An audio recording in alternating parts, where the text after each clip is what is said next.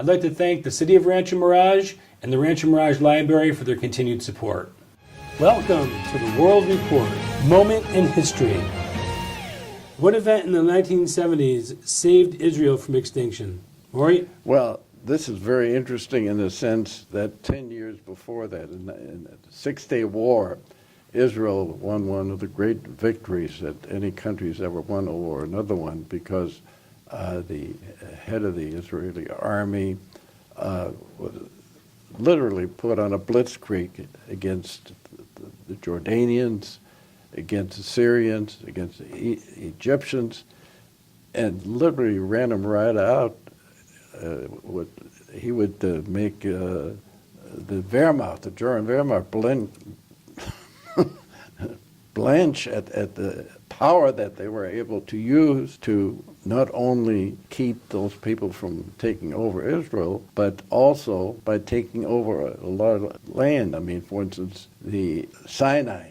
They took over the Sinai, which was the southern part of it. It's now back. They made a deal with Egypt so that they didn't really need that.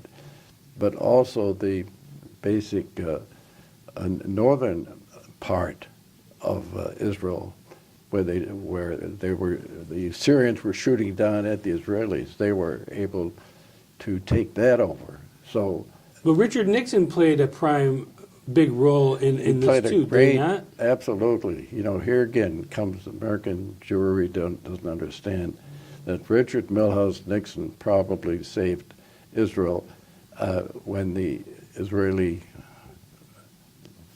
Prime Minister lady from Milwaukee was very quiet, wanted to just peace and quiet and not do anything to show that Israel was being very warlike. And new prime minister or new head of Egypt, Anwar Sadat, took over from Nasser, who was their real enemy. And they said, oh, Anwar Sadat's a nice guy.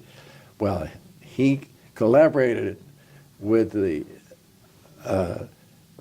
Syrians and said, you know, it's going to be Yom Kippur. That's the one holiday, like we're talking tonight. It's the most holy holiday in the history of the Jewish people.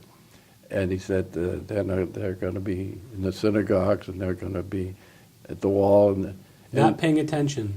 They weren't paying any. They really thought this. Well, that's a perfect time to pull something like that. Well, of course that is, but it'd be like attacking us on Christmas. But the point is that Israel put themselves in dire straits, and the Egyptians and the Syrians got the jump on the Israelis, and they were coming down from the north, and they were coming up from the east. From the west and the south, and it looked like Israel was going to go down the drain. And Kissinger, he says, you know, Brezhnev is also behind this. I don't know whether, you know, they got all their hands. So Nixon said, what's happened to the Israeli army? He says they've taken over a lot of the munitions, planes, tanks. They were caught napping. And he said, how much do we have as far as munitions, planes, guns, tanks in Heidelberg, Germany, where we kept the American military equipment in Europe? Kissinger gave him a list. He said, you know, we got a very large amount.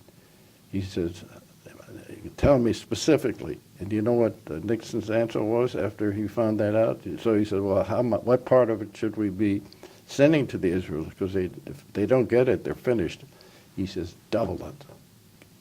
I remember at the time, I was at a convention of the Valve Manufacturers Association, of which I was president at the time. There were planes flying over Bermuda where we were having 2 nights in a row. All you heard was planes going over and over again. So Nixon not only made peace with China, which was totally unexpected, but he also saved Israel. I'd like to thank the City of Rancho Mirage and the Rancho Mirage Library for their continued support.